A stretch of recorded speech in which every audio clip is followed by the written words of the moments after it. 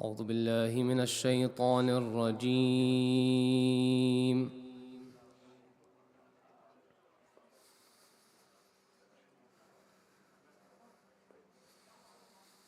بسم الله الرحمن الرحيم.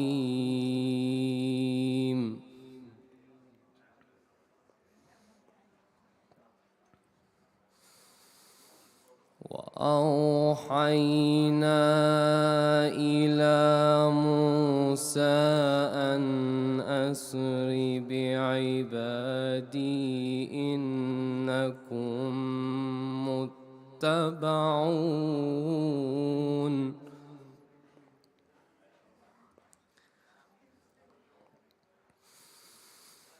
فأرسل فرعون في المدائن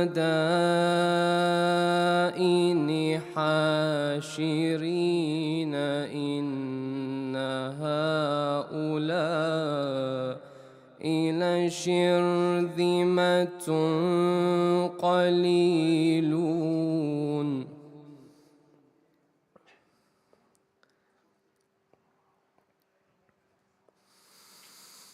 لشرذمة قليلون وإنهم لنا لغائظون وإنا لجميع حاذرون.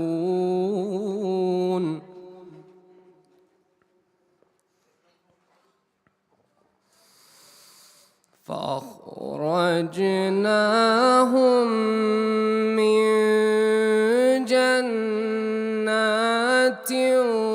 وعيون وكنوز ومقام كريم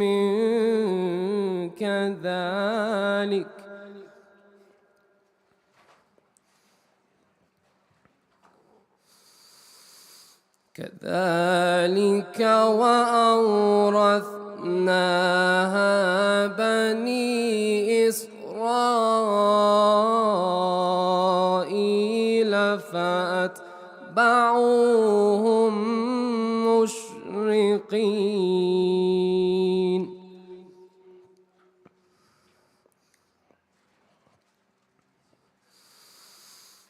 فأخرجناهم من جنات وعيون وكنوز ومقام كريم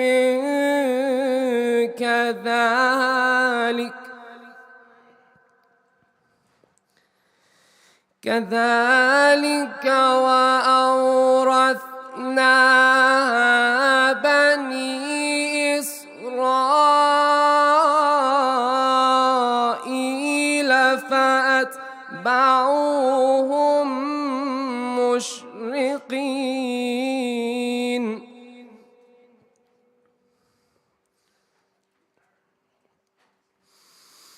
فلما تراءى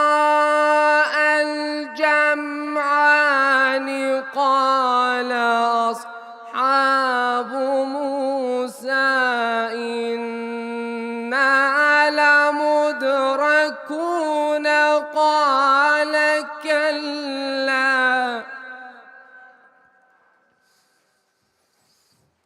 قال كلا إن معي ربي سيهدين.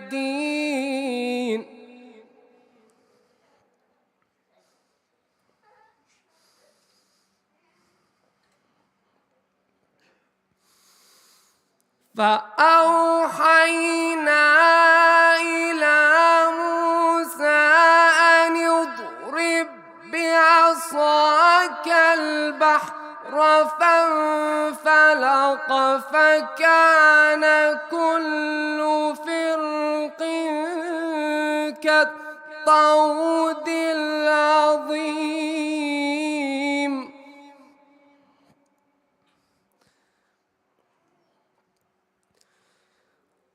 صدق الله العلي العظيم.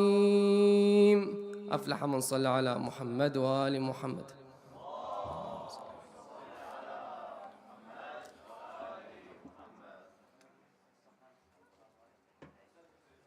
أحسن الله. أفلح من صلى على محمد وآل محمد.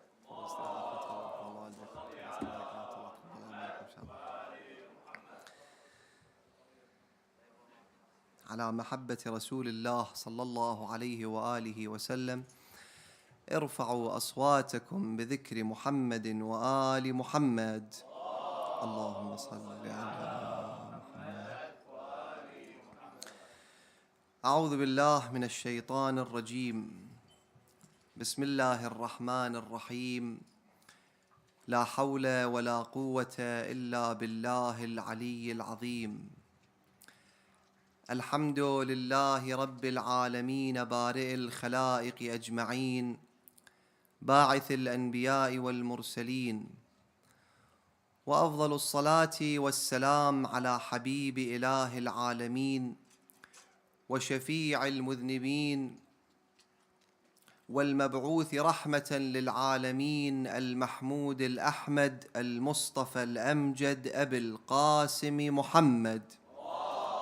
اللهم صل على محمد.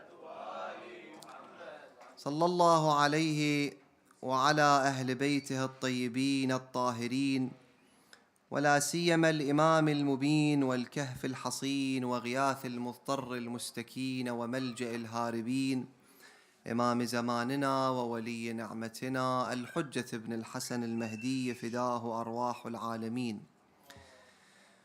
اللهم صل على محمد وآل محمد. بسم الله الرحمن الرحيم.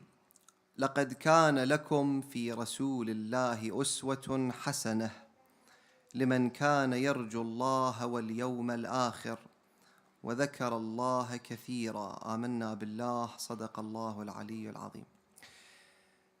There is no denying that the current younger generation is facing an unprecedented, unparalleled challenge never seen before.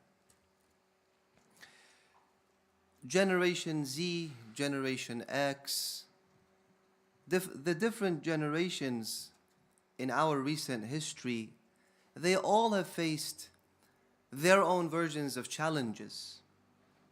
But what they call as the Generation Alpha, those born after 2013 up until 2023, the challenges and the problems and the conundrums that they will face,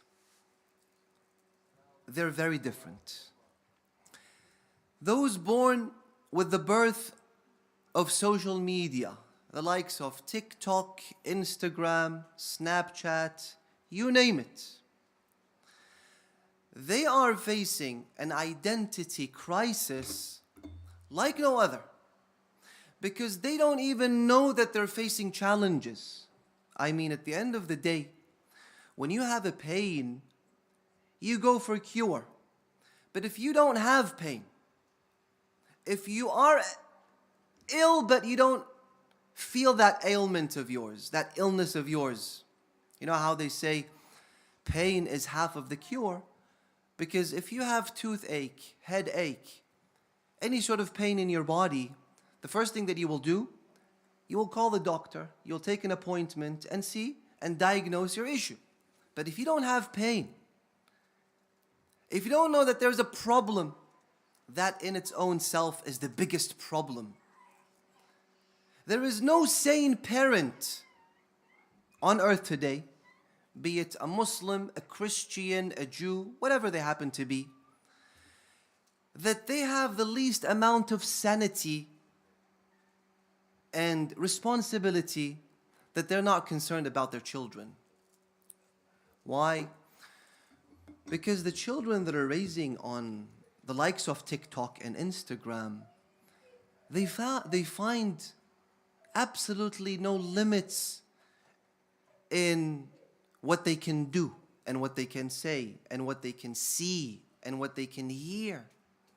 When they are raising or being raised on influencers on YouTube and the likes of YouTube, those people, the vloggers, that they care about nothing but how to gain popularity and gain visits and gain the like button. And so they are ready to do the most outrageous of things, the most absurd of things, the craziest things, right? Whatever that happens to be, they don't care as long as they get the followers and the likes and the fans and the so on and so forth. Imagine this child, this innocent, fallible child that is watching these scenes non-stop, right? He is being nurtured with these types of immoral personalities, people with no values whatsoever, no faith whatsoever. And so you can imagine how they will grow up to be.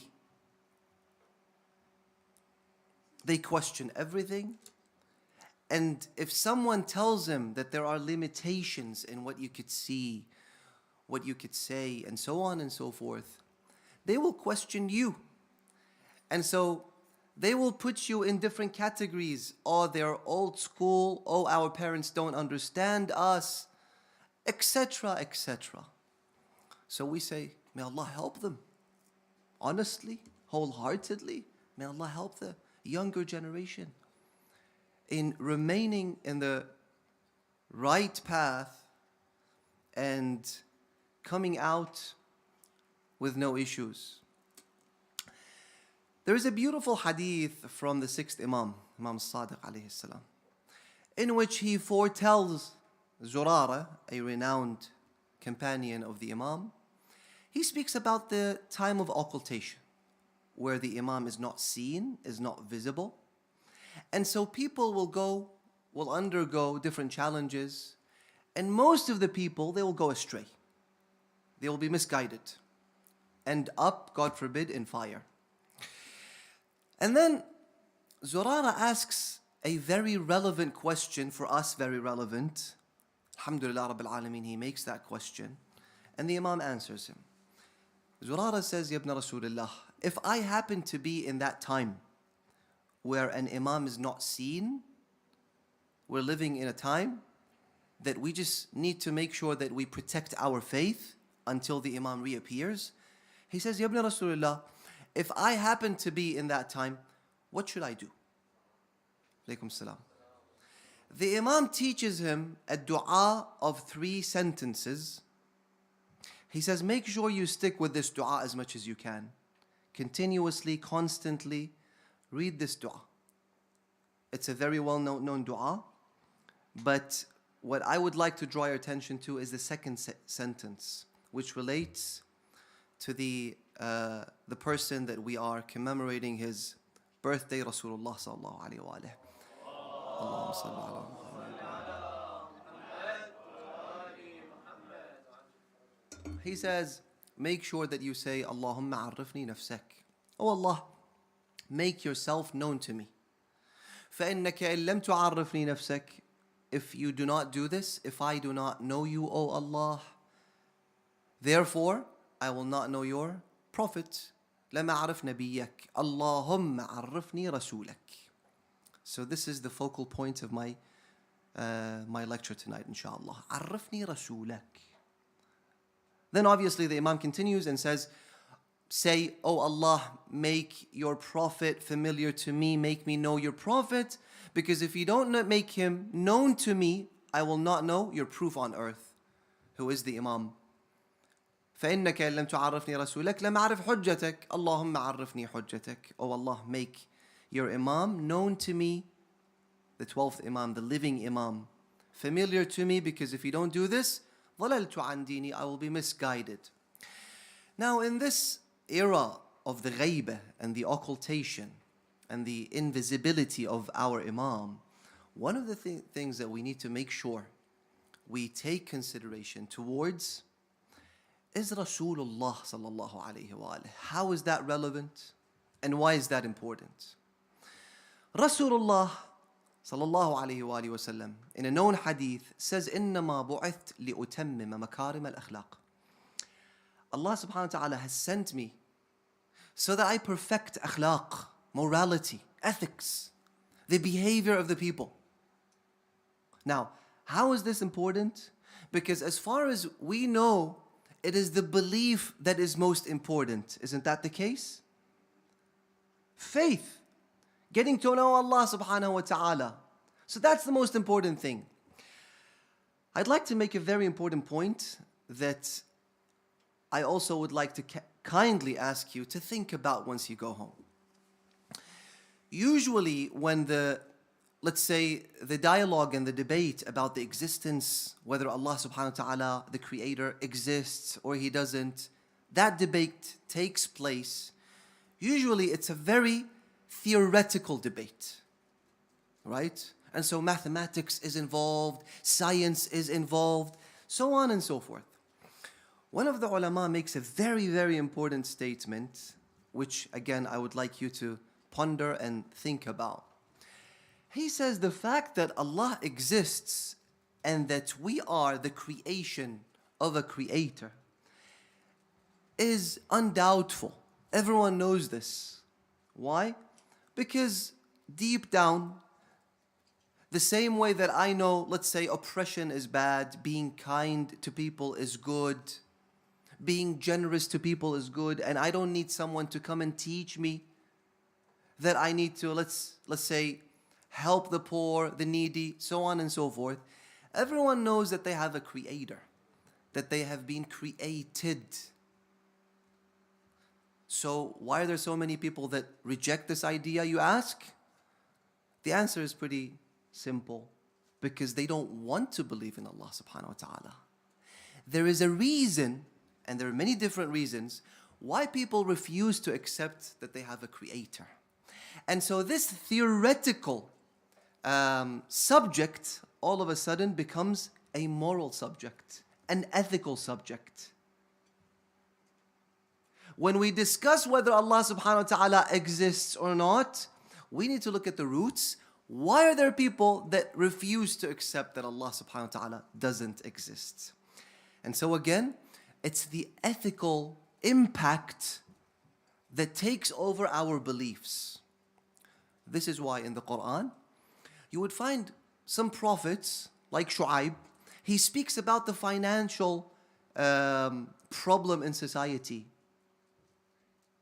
And so consequently or ultimately, the people reject believing in Allah subhanahu wa ta'ala because that leads to them doing what they want to do. And so he doesn't want to pray.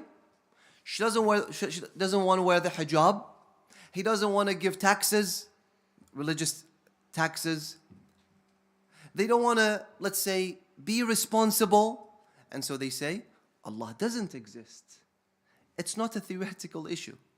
It's a practical issue. It's a moral issue. You need to cure that problem.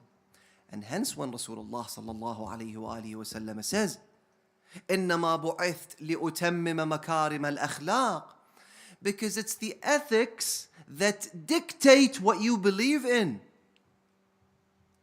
The person is coward.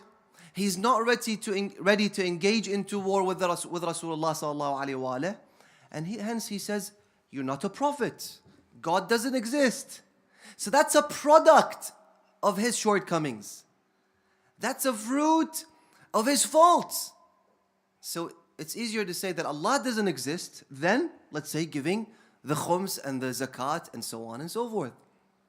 I remember once, and maybe I've shared this with the brothers, there was this friend, ex-friend of ours, that all of a sudden decided not to pray.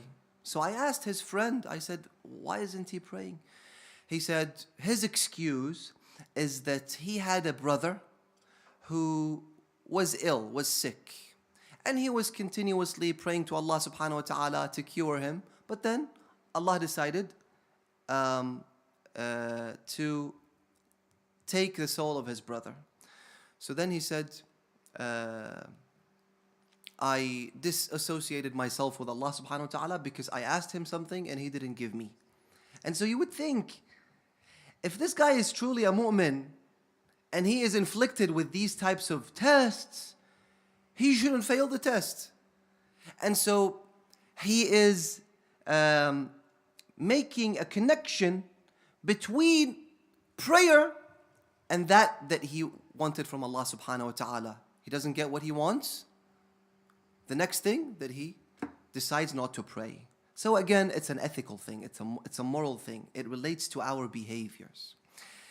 Tonight, in these couple of minutes that I have, I'd like to share with you some of the akhlaq of Rasulullah sallallahu alayhi wa alihi. And I'd like to ask you, again kindly with humility, to try and compare yourself and your akhlaq with that of Rasulullah sallallahu alayhi wa sallam. See, Allah subhanahu wa ta'ala asks us to imitate the Holy Prophet, to put him in front of you, in front of us, and follow his footsteps. In what sense? See how, let's say, he deals with issues in life, with problems in life. He had a bad wife. He had bad neighbors, bad people in society. See, akhlaq, generally speaking, it's pretty easy said than done, especially if there are problems involved. And so, you know how they say the wife and the husband are very good in revealing the true face of one another, because when honeymoon phases out, you are faced with reality, with the problems of life, financial issues, so on and so forth. And so there's going to be pressure from the other party. You can see the true face after a while. And so there's a hadith by Imam Ali alayhi salam in which he says, Al-haq awsa'u al-ashya'i fi al-tawasuf. Truth is pretty easy said when there is description. But then when there is action, وَأَضْيَقُهَا فِي التَّنَاصُفِ. It's very expansive when people are speaking about the truth. But it's very narrow when people need to practice it and do it and apply it upon themselves. أَوْسَعُ الْأَشْيَاءِ فِي التَّوَاصُفِ وَأَضْيَقُهَا فِي التَّنَاصُفِ. When there is application and there is action, it is when you find many people distancing themselves from the truth.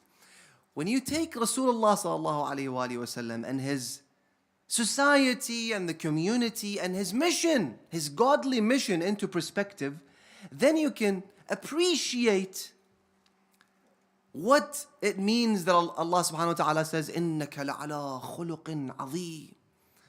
The different people of color, the different people of language, the different akhlaq and the different tempers of people. But Rasulullah, how does he apply his akhlaq? With utmost kindness, generosity, humbleness. One day, someone comes to the Prophet sallallahu alaihi wasallam. So the guy comes to the Prophet and he starts shaking because Rasulullah is a prophet of Allah subhanahu wa ta'ala. And if you don't take that into perspective, he's a leader in Arabia. So the guy starts shaking. The Prophet said, هون عليك, take it easy, take it easy. أنا ابن امرأة كانت تأكل القديد. I'm just like you people, a son of a mother. So take it easy, say what you want to say. And hence, one of the characteristics of Rasulullah that I think is very relevant. Again, why am I saying all of this? Because if we don't know morality and don't have limitations in what we can do and what we can see and so on and so forth, God forbid, that would consequently make us lose our faith. And that's the challenge that we're facing. This is why akhlaq is such an important thing. Because akhlaq, if it's good, it leads to more faith. God forbid, if it's bad, it leads to losing one's faith.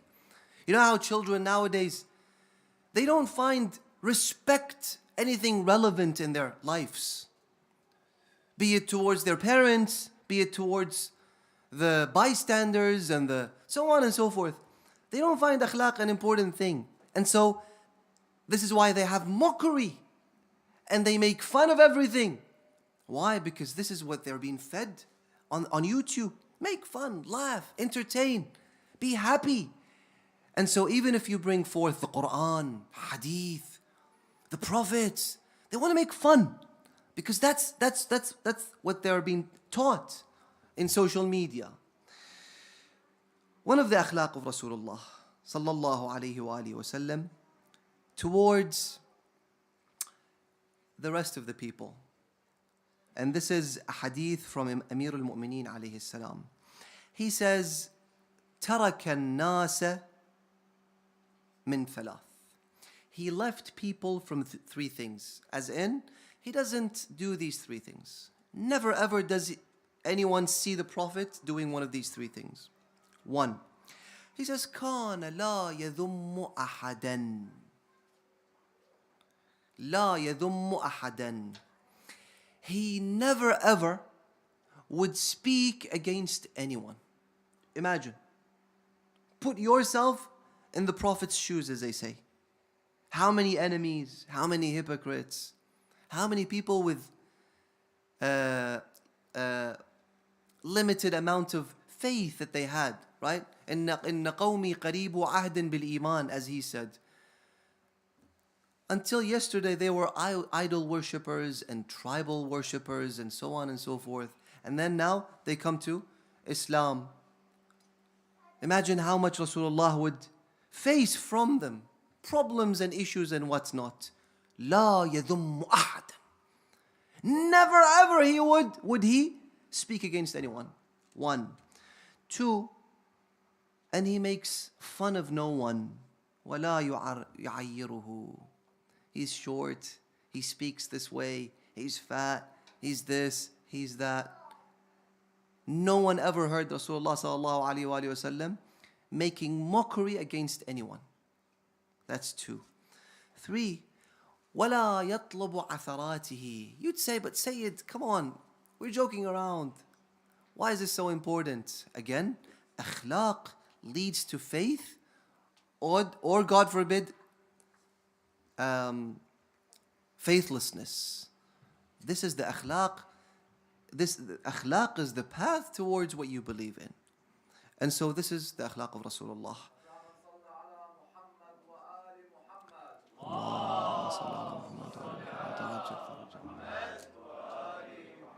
Speaks against no one, makes fun against no one. وَلَا يَطْلُبُ عَثَرَاتِهِ وَلَا عَوْرَاتِهِ. And he doesn't search for the faults of people, for the shortcomings of people. Go on Instagram, look at his name, search his name, see what he has put, see what he has said, ask other people. No, tell me, what did this guy X and Y, such and such, do the other night? Why? Is it your business? Rasulullah never searched for the problems and the shortcomings and the faults and the mistakes of other people. That's the akhlaq of Rasulullah. Now, how close, or God forbid, how far away am I from the akhlaq of Rasulullah sallallahu alaihi wasallam? I think that's the main question that we need to ask ourselves.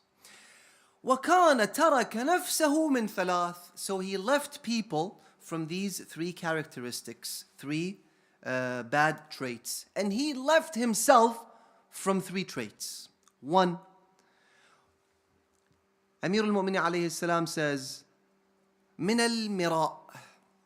Mira essentially means that if you're debating and discussing something with someone, and then you've made your point, he made his point, that's it. That's it. Stop trying to dig more and more and try to prove yourself. You've made yourself very clear. خلاص. ترك نفسه من المراء. One. Two. والإكثار. This is a very interesting one, and I think it's very relevant in this day and age. He left himself from excessiveness. Excessiveness. The other day I shared this study. I looked at it online, another majlis. that the amount of food that is being wasted worldwide is $940 billion worth of food. Waste of food. You look at yourself. Everyone needs to look at themselves. How much food do I waste at home? Why? Because this is greed. This is excessiveness. And so Rasulullah sallallahu alaihi wasallam, one of the things that he did, he was a minimalist, as they say today. Al-ikthar. You need 5 pairs of shoes, be it. You need this amount of money, be it. You need 3 cars, be it. But more than that. And so, this is the life that we're living in. Consumerism. Buys this high-end phone and then wants to change. Yes, if you can sell it, be it. But if you're wasting. كان رسول الله صلى الله عليه وآله وسلم كثير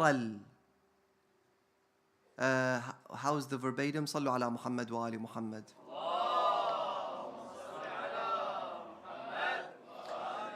كان كثير المعونة وقليل المؤونة. His helping towards others was so much. But him consuming, wasting, and letting other people, or himself being a burden upon other people, that was only so much. كان كثير المؤونة كان كثير المعونة قليل المؤونة. How much does he spend on himself? Again, don't get me wrong. If you need, Bismillah. But I'm speaking about wasting one's money. And then what happens? The hadith says that if you don't give in the way of Allah subhanahu wa ta'ala, when you are asked, when there is need, when there is necessity, you don't give, you know what's going to happen? You will waste the double amount of that money in waste. In places that Allah subhanahu wa ta'ala will hold you accountable. من لم ينفق ماله في طاعة الله أنفق ضعفيه في معصية الله. You need all these clothings, all these possessions, whatever they are, that's good. But if you don't, why are you wasting your money? 1.3 billion tons of food is wasted. This is not thousands or millions. 1.3 billion tons of food being wasted. And so Rasulullah sallallahu alayhi wa alayhi had left himself from excessiveness. He would have his clothings until they are worn out. Then he goes and buys another clothing. Then he takes this worn out clothes, the old one, and he gives it to the poor. I'm not suggesting we have to be to this extent like Rasulullah, because it's basically impossible, especially at this day and age. There is a lot of expectations. But at least we need to know where we are and where Rasulullah is and how far are we from Rasulullah sallallahu alaihi wa alihi. At the end of the day, إِنَّكَ لَعَلَىٰ خُلُقٍ عَظِيمٍ. This is the akhlaq that Allah subhanahu wa ta'ala is pleased with. So that's the second trait. The third one, he says, تَرَكَ نَفْسَهُ. He left himself مِمَّا لَا يَعْنِيهِ. From whatever that is not his business. You find 2 people speaking to each other. Why do I have to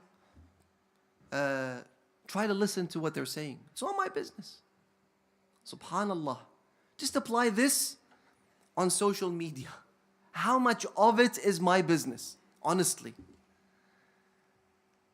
A guy wants to travel. Why should I care? A guy wants to get married. How is it my business? A woman buys this clothing and this bag and these shoes and this. How is all of this my business? SubhanAllah, how many hours are being spent?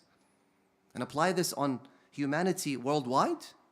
Billions upon billions of hours are being spent on something that is not our business.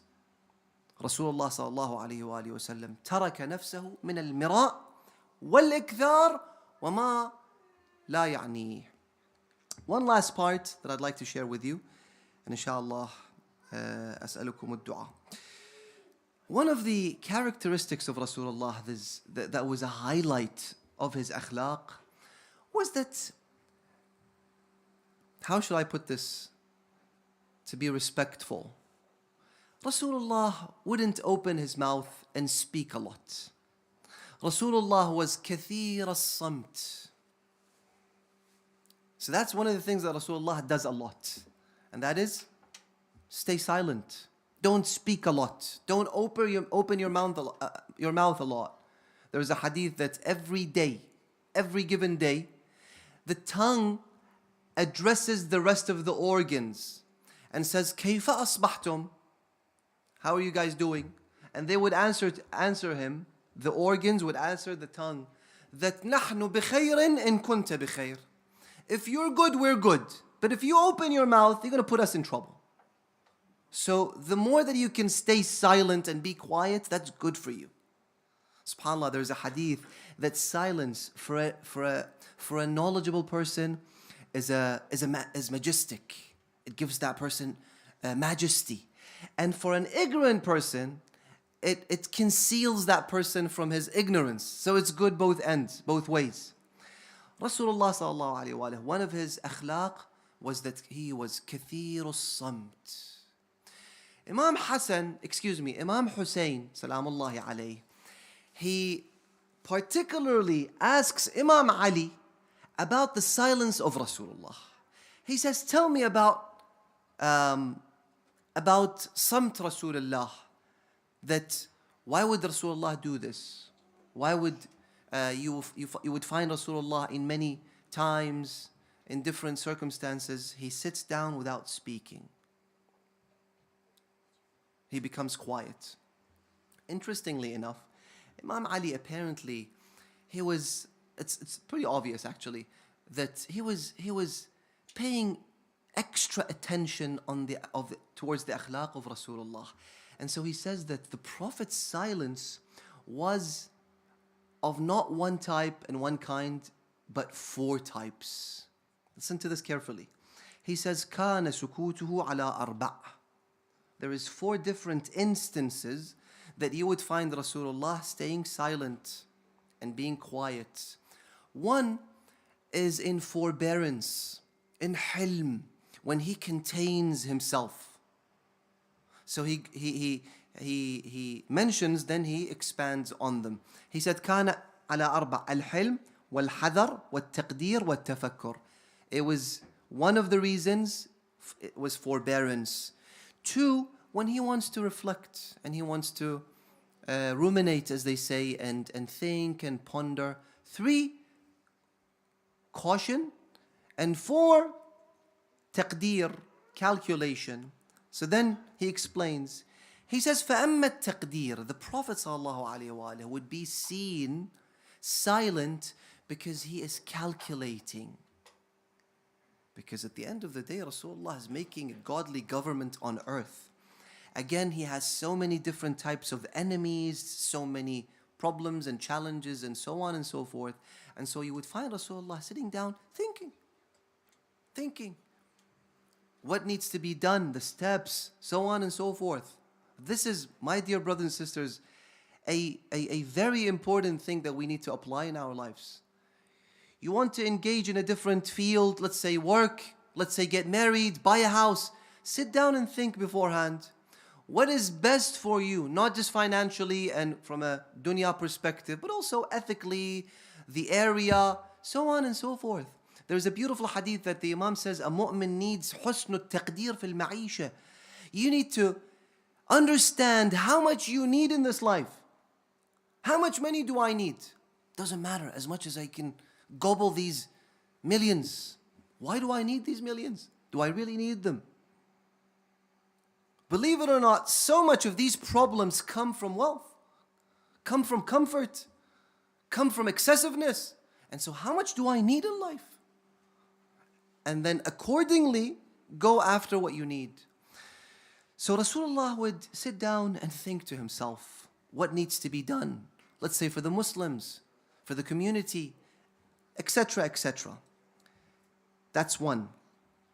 فأما التقدير. So one of the applications of this taqdeer, the Imam says, ففي تسوية النظر. The Prophet would look at the Muslims equally. Allahu Akbar. Just look at the justice of Rasulullah.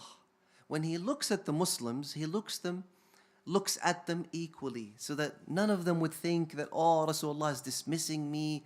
Rasulullah is, he likes other people more than me. No. تسوية النظر. And also, في الاستماع. This guy needs help, this guy needs assistance, that guy needs instructions in his life, so on. The Prophet is equal in his hearing towards other people. And so when we say that his measurements, he would think about them, that's one of the applications of it. 2, he says, أما التفكر. Also, he used to have reflection. About what? Ya Amir al-Mu'mineen. He says about this life, about the afterlife, about death. Why wouldn't we think that sooner or later we will die? And so are we ready for death? Have we sent what we need to send for our akhirah, for our paradise, inshallah? The Prophet would constantly think. The famous hadith says that كانت أكثر عبادة أبي ذر التفكر. Most of the worships of Abu Dhar, believe it or not, wasn't prayer, wasn't siyam, wasn't sadaqah. It was in him reflecting. He would walk in the alleys and the streets and the houses and would think, where are the inhabitants of this house? Where are the people that came before us, the predecessors? He would think. And so that's a form of ibadah. تفكر ساعة أفضل من عبادة سنة. 1 hour worth of thinking and reflecting is more rewarding than praying for 1 whole year. So Rasulullah, one of the types of his silence and being quiet was that he was reflecting about akhirah, about dunya. How much do I think about death? How much do I think about being held accountable for my actions? So that's 2. That's the second form of why Rasulullah would stay silent. 3, he says, hilm. Hilm is again forbearance. When you are intimidated, when you are angered, and that anger of yours is triggered, and you want to have an impulsive behavior, next time that happens, think about Rasulullah. The hadith says that Rasulullah would never become angry for himself. Never. For himself, if it was a personal case, he's never angry for that. Well, does that mean that Rasulullah has no anger? No. If it is related to Allah subhanahu wa ta'ala, if someone is stepping on haqq, on a right of someone, the riwayah says that you cannot stand before Rasulullah until Rasulullah goes and takes that haqq from the oppressor and gives it to the oppressed. But if it was personal, he wouldn't become intimidated. One day Aisha, Rasulullah sallallahu alaihi wasallam was praying. She wakes up in the middle of the night and she thinks that Rasulullah has gone to another wife. So because of her jealousy and envy, she stands up. It's pretty pitch dark night. She stands up, she walks towards another room. When she steps on the neck of Rasulullah sallallahu alaihi wasallam, imagine yourself. What would you do? The impulsive behavior, the natural reaction. Rasulullah sallallahu alaihi wasallam was doing sujood. He was prostrating. Then he sits and he says, Ya Aisha, laqad awja'tini. You hurt me. That's it. She said, Ya Rasulullah, I thought that you had gone to another wife. He said, no, this is the night of the middle of the Sha'ban, night of 15th of Sha'ban, and I am doing dua. He never even mentioned what happened and why did she do this, and her akhlaq and jealousy and ghira, all of this. None of that. And so he's not intimidated if it's a personal case. She said this to you, your spouse. He said this to you, oh wife. Hilm, akhlaq, sabr. The Imam says, وَجُمِعَ لَهُ الْحِلْمُ فِي الصَّبْرِ. This forbearance of his was combined with patience. He would observe patience. فَكَانَ لَا يُغْضِبُهُ شَيْءٍ. Nothing would intimidate Rasulullah. Allahu Akbar, Allahu Akbar. Nothing can intimidate him. One day, a Bedouin came to Rasulullah. Again, put yourself in Rasulullah's situation. He comes to him, he would take his abaya, the cloth, and he would pull it from Rasulullah sallallahu alaihi wasallam to the extent that he hurts the neck of Rasulullah sallallahu alaihi wasallam. The Muslims would stand up and would say, "What's wrong with you? Why are you doing this?" And they want to hit him and so on. Rasulullah says, "Leave them. Leave him. Leave him. He doesn't know. He's not aware. It's my right and I've forgiven him." And so the Prophet comes to him and he says, "Yes, you want money? We will give you money." Doesn't show anything. Doesn't disclose his natural or human's natural reaction. Nothing of that kind. So he says, وَجُمِعَ لَهُ الْحِلْمُ فَالصَّابِرُ فَكَانَ لَا يُغْضِبُهُ شَيْء وَلَا يَسْتَفِزُّهُ. Istifzaz is intimidation. وَجُمِعَ لَهُ الْحَذَرُ. And the fourth form of being silent, or the fourth reason why Rasulullah would be seen as silent and quiet, is this: he was cautious. This is very interesting. Again, I want to conclude with this. Rasulullah was very vigilant. He was very cautious as to how people would perceive him and how would people react because of his actions. So that's why he would be cautious in what he does. Imam Ali alayhi salam says, وَجُمِعَ لَهُ الْحَذَرُ فِي أَرْبَعٍ. He was cautious in 4 different areas. 1, أَخْذُهُ الْحَسَنِ لِيُقْتَدَى بِهِ. He would do what is good because people will follow him. Again, put yourself in Rasulullah's shoes. You would find the small children of yours, your son, your daughter, right? And you would say certain things that shouldn't be said. You would do certain things that shouldn't be done, thinking to yourself that he's a small kid.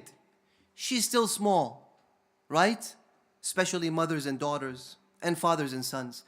And so Rasulullah was vigilant as to what people will take from my akhlaq. And this is why he would always do what is best.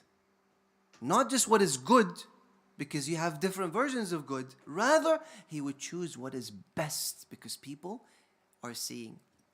That's one. The second, the opposite. وَفِي تَرْكِهِ الْقَبِيحِ. And he makes sure that he leaves and doesn't come close to what is bad. SubhanAllah, the other day I was listening to this podcast. A person who happened to be a priest for a couple of years, then he becomes an atheist. And he writes a memoir about the encounters in the church and whatnot. And then he starts mentioning certain things that he saw in the church. The abuse, the emotional abuse, the child abuse, and so on and so forth. I thought to myself, sometimes, especially us, religious people, the mu'mineen, the followers of the Ahlul Bayt alayhim salam, you would say certain things and the other party, either that person is a mu'min like us or no, he would take something else from our akhlaq. And so, God forbid, if that person goes astray, they would highlight those highlights in their lives. And they would say, you know what? I had this very strict husband who forced me in doing this. I had this father, the mother, the this and that, who did this to me, or they did this, in their community. And so that impacted their ultimate decision in abandoning their faith. So Rasulullah was vigilant in how people will perceive and how they will react and how they will do in their life. تَرْكُهُ الْقَبِيحِ لِيُنْتَهَا عَنْهُ. The third type of Rasulullah's vigilance in how he would remain or why he would remain silent is this: اجتهاده الرأي في إصلاح أمته. He would put all the effort in how he can bring back his ummah to the right path. That guy has temper issues, that guy has behavioral issues, that guy has whatever it is. Rasulullah would put all the effort in trying to bring those people back to the right path. And you need to sit down and think. if your, let's say, teenage son is not accepting to come to the majalis, sit down and think. What should I do? What are the things that he enjoys most and I can make good use of in bringing him to the Hussainiyah? I mean, you give gifts for birthdays, you might as well make them for when he does good. And so you need to sit down and think how you can, let's say, make up for the problems in society, especially those associated with you. واجتهاده الرأي في إصلاح أمته, and then he says والقيام فيما جمع لهم من خير الدنيا والآخرة. He wants to help the people to be in good situations, be it in this life and also in the afterlife. That's why he would encourage them. That's why he would show the sympathy and the good akhlaq. And then the Imam says, and he finishes with this part, he says جمع له خير الدنيا والآخرة صلوات الله عليه وآله الطاهرين. اللهم صل على محمد. We ask Allah, by His beloved Rasul, Messenger, Rasulullah sallallahu alayhi wa alayhi, to grant us the tawfiq and to guide us and to help us guide our loved ones, the children, the coming generation, the younger generation. We ask Allah subhanahu wa ta'ala to protect us and protect our families and protect, most importantly, our faith and our belief, with the blessing of aloud salawat ala Muhammad wa ali Muhammad.